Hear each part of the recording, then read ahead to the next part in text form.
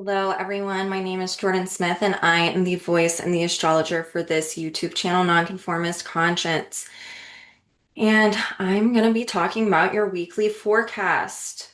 Before I do that, I want to mention that there is an upcoming online evolutionary astrology conference that is happening in 2 weeks. The um, 24th through the 26th, or the 23rd through the 26th, I believe, um, where 15 evolutionary astrologers are coming together to teach about all things evolutionary astrology. There's classes on each one of the planets. There's 15 lectures, including yours truly, and I'm going to be discussing the um, asteroid Lucifer. And I just did a talk on the EA Zoom channel. It was a roundtable discussion for me and three others who are lecturing about different asteroids. So there's Rose Marcus, who's going to be speaking about Ceres. Again, I'm speaking about Lucifer.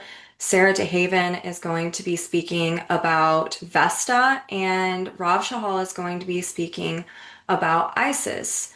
And if you are wanting to join, there is still time to sign up for that for 15 lectures that you will get all of the recordings as well. It's $295. If that is not feasible for you, we really want to make this inclusive for everyone to be able to participate. And there are different coupon codes that I am able to give you all if 295 doesn't work. The one that I can give you right now is for my lecture. You can use the coupon code Lucifer and you can receive 10% off of that, um, off the conference. Need, if you are really wanting to come and join us or to have these lectures, um, and 10% off is still not feasible for you, you can go to my website. There's a contact area where you can email me directly and just tell me that, hey, I can afford this. This is the range, and I probably will have a coupon code for you. These are already made. Um, and so just reach out. We really would love to see you there. I would love to see some of you all there. And if you're into evolutionary astrology, this is an amazing conference, really going into each one of the archetypes that Jeffrey Wolf Green taught. So I wanted to put that out there. Now, without further ado, let's talk about your weekly forecast. Goodness, this is a really there's a lot going on with Venus this week, and um, today Pluto is stationing direct, and Venus is entering into the sign of Libra, and that means that Venus is trining Pluto stationing direct. That's really potent and powerful whenever a planet stations, because it emphasizes the energy. It is where this planet, Pluto, it is appearing to stand still in the sky. I always call this like an exclamation point, right? Um, I've experienced Pluto stationing transit before, and it was intense, not in a, oh my God, my world shattered and, there's crisis. It was just this dynamic where when Pluto's stationing, it can be confronting. It's confronting something. For me in particular, this was a few years ago, it was with a friend, and it just was me saying, hey, what are you meaning by that? And then through that, me just confronting and asking that question, there was a lot that came from that, from the other person. And the onus was on me to really just kind of ground in and to not become confrontational, right? But to just be present and hold space for what was unfolding in order for me to be responsible with the action that I needed to take. Now, this has been a few years ago, but I just want to tell you, like, Pluto stationing can be very powerful and confronting some dynamic that can be hidden, right? It's Pluto, it's part of Scorpio and that eighth house energy of there can be things that we don't understand or realize or that we're not um maybe we've been kind of sweeping under the rug. Pluto stationing direct, if it's impacting your natal chart, can really expose what needs to be exposed, and then it can help you confront that dynamic on an internal level, even through an external situation, in order for you to feel more free. And Pluto in Aquarius stationing direct can really feel like, especially with Aquarius being this dynamic of liberation and freedom from the known. While Pluto was retrograde, a lot of us have been experiencing these dynamics and gathering information from being triggered about the past or re-experiencing past dynamics. And it's in order for us to take in that information, in order for us to find solutions, right? We've got this South Node in Virgo that's transiting. It wants us to have solutions about things. It wants us to create necessary action. So Pluto stationing direct with these other energies playing out and in Aquarius is really confronting us and collectively about what it is that is needing to be liberated from. What have you been over identifying with? That is an Aquarian Uranian dynamic, okay? It's like where we've over identified with some type of conditioning, belief, value, need, you name it. And in order for us to evolve, in order to accelerate growth, Aquarius, we have to liberate from it.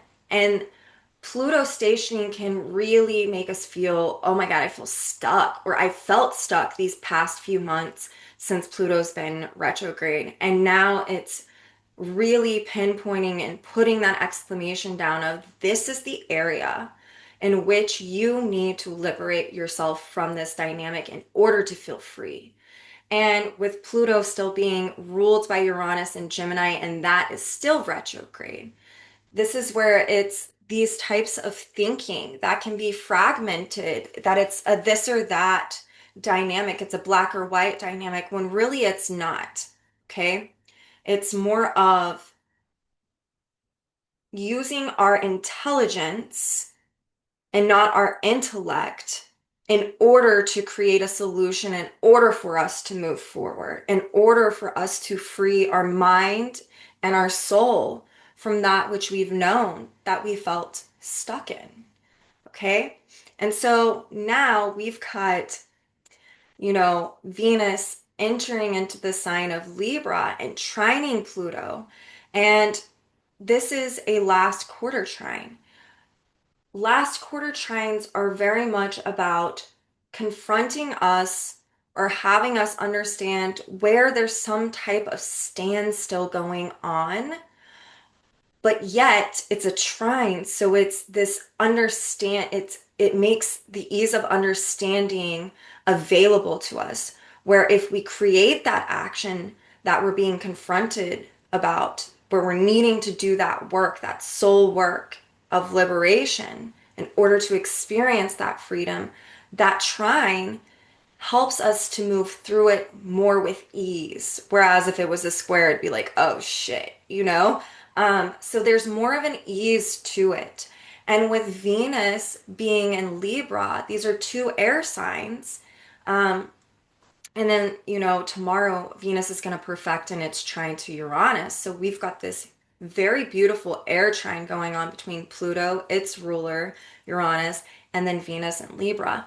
The trine from Venus to Libra is where the the part of evolution for us on a soul level is really correlating to our inner relationship to self, right? Which is a Venusian dynamic. And when we feel like we've been off kilter or that there's an imbalance going on or that we're kind of playing out these extremes, like I've moved this, I've created action here, but now I'm propelling myself this way, but the past is calling me back. And so you're kind of teetering and going back and forth. This trine can really help for harmonization. And it can also be confronting us where there are still areas within on an emotional, psychological level dealing with our values and our needs and what feels true for us individually. It can really confront where that might be playing an extreme as well. So there's a lot of awareness that can happen with this trine as Pluto stations direct and the confronting of the inner dynamic pertaining to our relationship to self. And then, like I said, with, Venus also trining Uranus, perfecting that tomorrow, but it's still in a trine today. What that's doing is it's helping us to understand the type of thinking that perpetuates the extremes or the fragmentation on an inner level, where it is that we're needing to liberate from those thought patterns that are stemming from trauma, Pluto and Aquarius, Uranus, um, the self-talk, the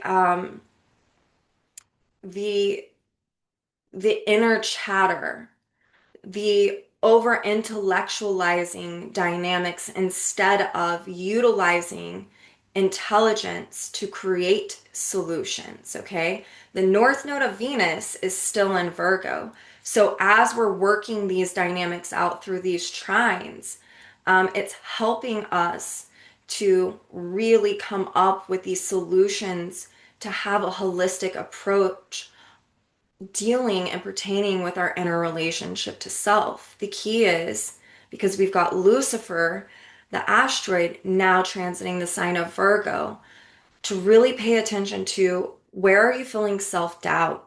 Where are you making an excuse or you want to continue to make an excuse about the situation that you're in dealing with your reality, right? Whether that's your inner reality or your outer reality. Because Pluto trining Uranus is a first quarter trine, and Uranus trining Venus is a first quarter trine as well.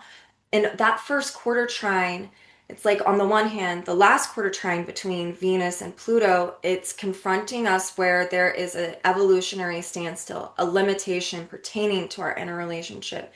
And then the first quarter trines from Uranus to Venus and Pluto to Uranus, making this beautiful air trine, is really helping us to integrate what it is that we're confronting and understanding that we can use our intelligence and not just our intellect in order to create the freedom, to free up space within in order to understand the inner community within, right? That relationship that's needing to be balanced from the inside out. We also have tomorrow, the 14th, Venus in an opposition to Neptune retrograde. And, throughout this week, Neptune's ruler along with Ceres and Chiron, Mars is in Scorpio and is going to be trining the lunar north node in Pisces and sextiling the lunar south node in Virgo. So Venus opposing Neptune retrograde. Wow. When I think about this, because Venus's higher octave is Neptune. And when we are tapping into the higher octave of Neptune, what we are tapping into is the divinity of compassion and love, self-love, love for others, empathy, um, and also understanding that sometimes we're needing to give supreme forms of giving to people. Whenever someone's not helping themselves, that supreme form of giving looks like, I'm going to let you figure this out on your own. I'm not going to stand in the way of that because that gets in the way of their evolution and our own as well. But this higher octave of Neptune is really teaching us about, when we tap into it, how to become emotionally secure, because Pisces, Neptune, 12th house is dealing with the emotional body. It's part of the water triad. And it's also having us really tap into this higher octave of becoming self-secure and self-sufficient from within. So when we're looking at Venus opposing her higher octave of Neptune, Neptune retrograde in the sign of Aries, is really reflecting this dynamic of needing to create the action to throw off the extremes of where we've had Libran dependencies or codependencies or seeking value externally. And Neptune retrograde is saying we're revisiting these dynamics on an inner level, for some triggered by external dynamics. And it's having us review this in order to resolve it, in order to take the Aries action, having the courage to take the action to become more self-secure and self-reliant. Mars ruling Neptune retrograde in the sign of Scorpio, ruled by that Pluto and Aquarius, making this beautiful air trine, is really having us confront these inner desires. Are these desires that are meant to be acted upon, or are they delusive? Are they creating illusions over and over, keeping us in this cycle of extremes that we're needing to throw off? Or are we confronting through Mars and Scorpio who we want to be, who we know we don't want to be, and who we absolutely can't be? And then taking that and having the compassion and the forgiveness of self to make actionable change that is necessary to throw off the past. Venus opposing Neptune retrograde. And that Pluto, still in this trine, is helping us to confront that in a necessary way. But these are trines. Again, once we create the action, it just takes putting one foot in front of the other for the yarn bowl to start unraveling and a path to open up in order for us to move forward, right? So there's a lot of inner confrontation that can be happening. And for some, it can be sparked by our external relationships. But really, what that's doing is it's mirroring to us what needs to be confronted in order to feel more secure in a sustainable way that's coming from you, not outside of yourself. Okay. So, very beautiful. For some, maybe it doesn't feel that way, but I'm telling you, once you put one foot in front of the other and you do what it is that you need to do, you gain momentum. That opposition also can be where we are needing to throw off the voices of others, Libra kind of dynamics, because it pertains to our listening. Venus does through Libra, listening to others, and inwardly through the Taurus side. This can be where we're needing to throw off those external voices in order to tap into the inner voice that is intricately connected to the divinity, right? So it's tuning that out through grounding within in order to make that actionable change, to be your own spiritual warrior if necessary, okay? Then we have on the 17th, the Sun in Libra, ruled by that Venus now in Libra, is opposing Chiron retrograde in the sign of Aries. Still, again, that's ruled by Mars and Scorpio. So the sun is this point of integration of where we're giving meaning and purpose into our life. And it's transiting through Libra. So wherever that falls in your chart is going to give you more context. But it is where we're giving purpose and meaning to how we harmonize and balance our relationships, whether it be family, friends, it's any one-on-one relationship. That is Libra, okay? It's also through the opposition to Chiron retrograde in the sign of Aries, repeating a signature with that Neptune opposition to Venus.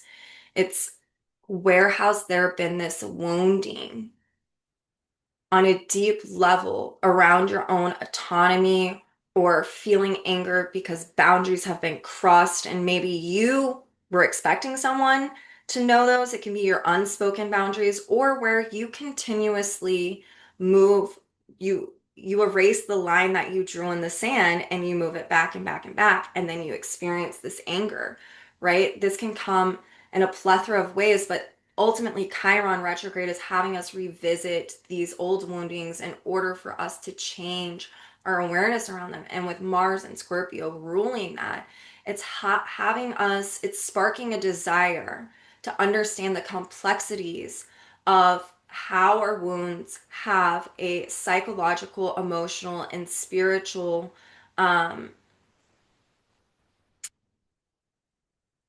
effect on us.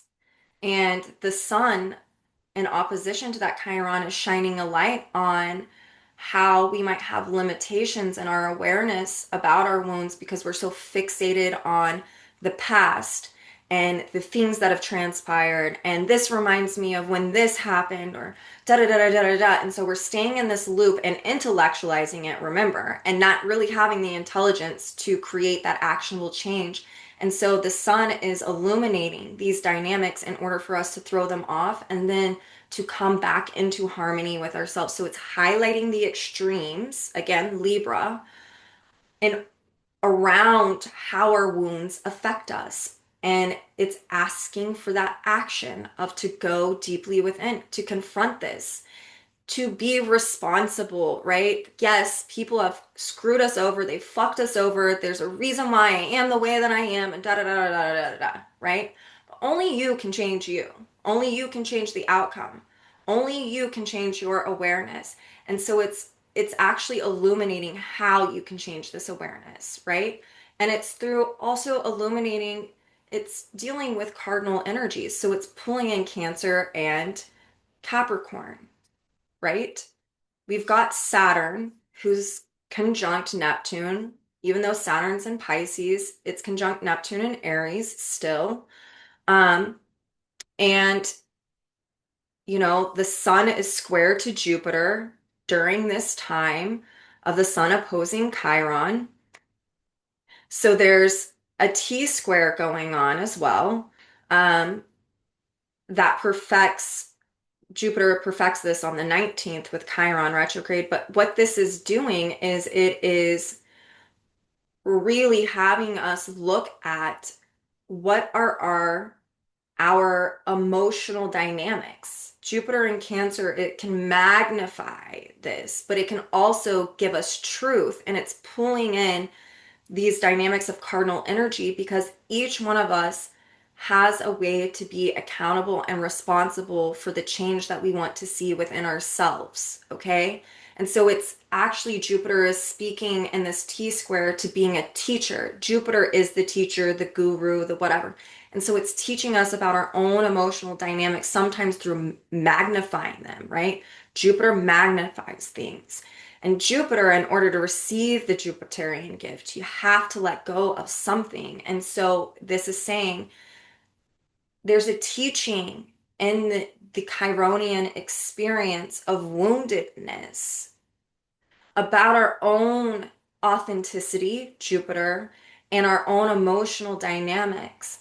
And it's asking for us to create action on allowing it to teach us about our personal truths in order to become more secure within, in order to harmonize and create more balance within our lives.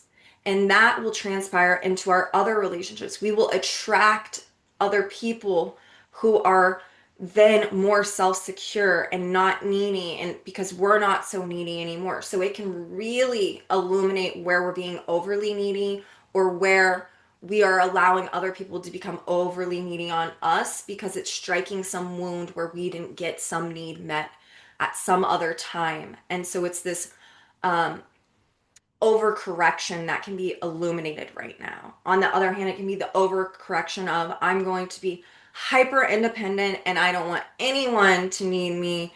I'm not going to be helpful. I'm not going to da da da because the last time I did this. No, it's wanting us to really look at the content that is coming up and really excavate it, because we've got Mars and Scorpio ruling these Aries energies that are intricately intertwined in these conversations I'm speaking about. So it's getting us into the nitty gritty. It's having us go to the bottom of the barrel. It's having us look at the shadow, the things that we don't want. And when we're denying it, South Node and Virgo, it's going to have us confront it sometimes through disillusionment. And sometimes that disillusionment doesn't come from outside, it comes from inwardly. It's that moment when you realize, I didn't realize I was playing a part or a role in this. And holy shit, I've got to do something about this. I don't want to be like that. So there's that as well. And then, on the 18th, Venus is going to be opposing Ceres. So the things in which we felt like we've lost, around our autonomy, around our courage, around our sovereignty, around our independence can come up for us, in order for us to understand how to recover that in a way that actually harmonizes, um, not from just within ourselves, but with others. How do we maintain that within relationships? It's asking for this integration of maintaining that. Again, through looking at the psychological and emotional dynamics and confronting those. Okay? Um, Again, Mars ruling that series. So then on the 19th, like I said, Jupiter perfects its square with Chiron retrograde. These squares that I'm talking about, that is about action. Squares have a Martian energy. It wants action. It's asking for action. Chiron squaring Jupiter, it's in a first quarter trine. This can be where you feel like there's a crisis in what action do I take? And that Jupiter in Cancer is asking for you to trust your intuition and your gut. And this is happening on the 19th while Mars and Mercury conjunct in the sign of Scorpio, ruled by Pluto in Aquarius, now direct. And Mars and Mercury are in a crescent sextile to the South Node and a last quarter trine to the North Node. This to me is where, on the one hand, the South Node is ruled by this Mercury in Scorpio. Whatever it is that we have made excuses for, where we've denied something, where we are keeping busy and not realizing that we're not dealing with the thing in which we need to deal with, that Mars conjunct Mercury confronts us with the action that is necessary when dealing with, I haven't been doing what I've been setting out to do. I have been making these excuses. I keep putting things on the back burner. I'm keeping busy so I don't have to think about what it is that's going on internally on an emotional and psychological level. It can actually give us a lot of information and really blow it wide open for us around where there's been any type of inner denial. And then the trine to the North Node, it's in this last quarter trine to the North Node in Pisces. That is the choice point. That North Node is ruled by that Neptune retrograde. So again, there's something we're revisiting around that higher octave of Venus and where our thinking is getting us stuck in an area of non-action, non-growth. And so we're called to revisit something in order to make a new choice. in order to surrender to the unknown because we can't do what we've always done. And it's asking for the courage for us to take the information and to create a new pathway forward, okay? And so it's dealing with all of these areas of our wounds, of our trauma, of how it gets projected and played out. It makes me think of in mental health, a lot of times people misconstrue or they use these two words interchangeably, but they're not interchangeable. Transference and projection are two different things. Projection is I'm denying what's going on in me, and so it's become distorted because what it denying is actually a form of suppression. So I'm suppressing something about me that I'm not wanting to look at, and therefore I'm projecting it now onto this situation. Right? We've all experienced someone telling us we're a certain way, and we're like, that is not who I am. And it becomes confusing because then we have to understand and confront that that's really how that person is. Sometimes we know immediately, right? We're like, that's you, that's not me. That's projection. Transference, on the other hand, which is also another Uranian Aquarian dynamic, okay, and Mercury's the lower octave of Uranus. Mercury conjunct Mars. Mercury's the ruler of Uranus right now as well, and that south node. Transference is where we are transferring our feelings and our experiences, especially if they're traumatic, onto another person and not seeing the truth of the situation because we're transferring that. So, how many times have you been in a situation and you're around someone and you're thinking, or maybe you've told someone else, like, let's say you have a lot of trauma around your mom. I'm just like pulling this out of my ass. And you meet someone and you're like, oh my God, that person reminds me so much of my mom and da da da da. So therefore you start treating this person the same way that you would treat your mom, right? And usually it's not very healthy because you're not seeing that person clearly because there's something about them that triggered you and reminded you of a situation that was traumatizing with said person. So now you're transferring all of that undealt energy and emotional dynamics that you have with that person that you had a traumatic experience with now onto this other person. This is a week that can confront each one of us with this dynamic as well. Okay. So, what's really important is utilizing this Pluto and these planets that are also in Scorpio to really confront and dive deep.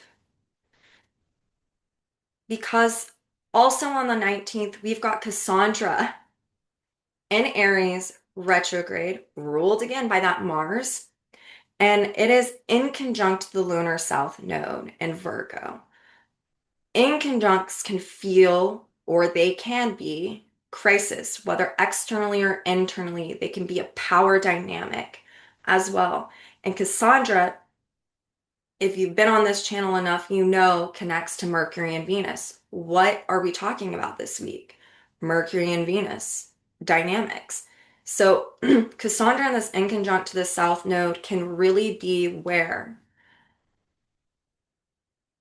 we are experiencing a dynamic where we're feeling inferior.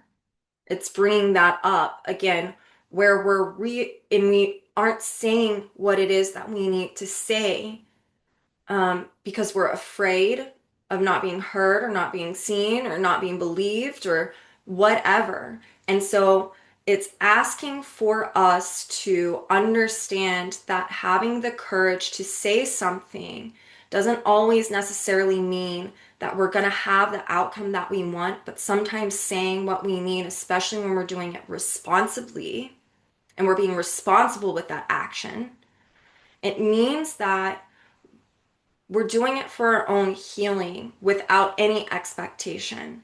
That's also pulling in the higher octave of Venus, which is Neptune, of surrendering to what happens when we speak truth. And then whatever gets triggered internally, because just because we make a choice, a conscious choice to not, you know, convince and convert or hold on to the information and try to jam it down someone's throat, doesn't mean that emotional, psychological, and spiritual dynamics aren't going to come up within our mind, into our consciousness.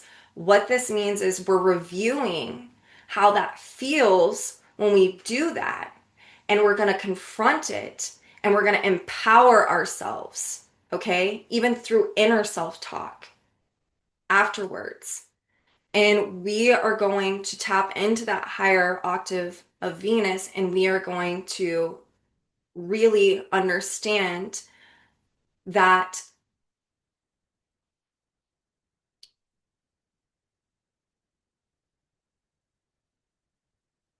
it's okay to not be understood. Sometimes our power comes within just speaking truth and not using it to overpower, right? It's about empowering. And there's a lot of healing work that can come for some through this dynamic and just having the courage to say what it is that they need to say. And then to heal, part of the first step of dealing with that and healing from inside where we haven't felt heard or understood or believed is creating the action to say it anyway and understanding that we might not be believed, heard, or seen. And that's okay because we suited up and we showed up in a way that was authentic to ourselves. And that can actually be catalytic to regain the courage to continue to do that. Think about how many people are speaking up and they're not being believed or understood, but yet they keep speaking up. One person who comes to mind is Greta Thunberg. There's a lot of people who are projecting onto her, and they are not. They don't understand her. They don't want to believe her because that's a dynamic with Cassandra, which, by the way, she has a very potent Cassandra, is whatever truth it is that is spoken, when someone doesn't want to believe, hear, or understand, it's never about you. It's because the truth of actually taking it in would completely alter their reality, and they don't want that to happen, right? Because they're over identified with it.